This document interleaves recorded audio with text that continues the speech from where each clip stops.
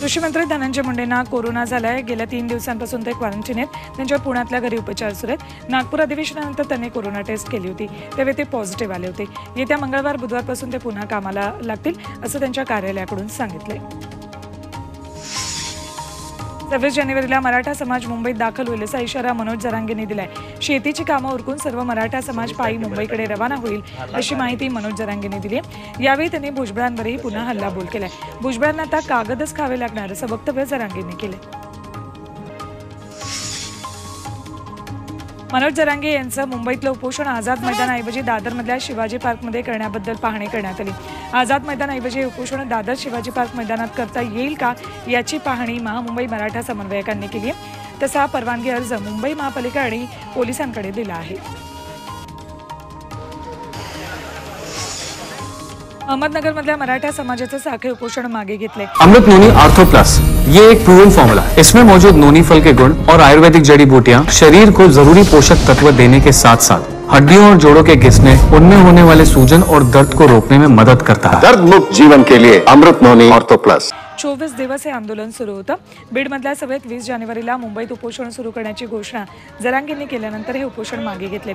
पुढच्या आंदोलनासाठी उपोषण थांबवत असल्याचं मराठा आंदोलकांनी सांगितले।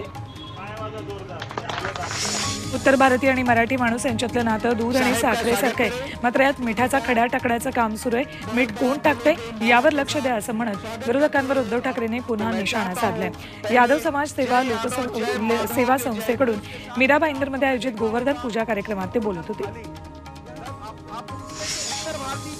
अजित पवारांनी कार्यकर्त्यांना इशारा दिला, इकडे तिकडे करू नका, ज्यांना आपल्या सोबत राहायचंय त्यांनी आपल्या सोबत राहा, अन्यथा तिकडे जा। आता फक्त आपलं ऐकायचं, इतरांचं ऐकायचं नाही असा दमच त्यांनी बारामतीतल्या कार्यकर्त्यांना दिला।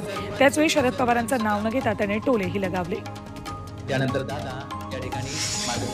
अजित पवारांनी काल बारामतीत शरद पवारांचं नाव न घेता हल्लाबोल केलाय। त्यामुळे शरद पवार गटही जोरदार पलटवार करण्याच्या तयारीत आहे। आज दुपारी 1 वाजता सुप्रिया सुळे पत्रकार परिषद घेतील, त्यामुळे आजच्या पत्रकार परिषदेत सुप्रिया सुळे अजित पवारांना काय उत्तर देतात याकडे सगळ्यांचं लक्ष आहे।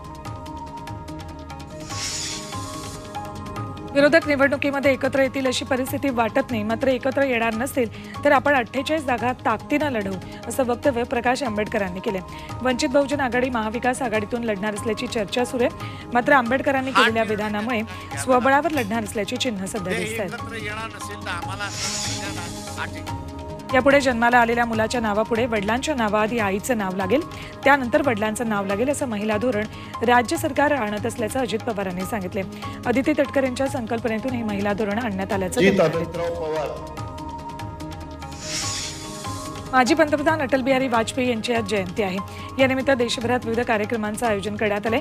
सोबतच आज सुशासन दिन साजरा केला जातोय। अटल बिहारी वाजपेयी यांच्या जयंतीनिमित्त देशभरात विविध उपक्रम आणि कार्यक्रम आयोजित केलेत।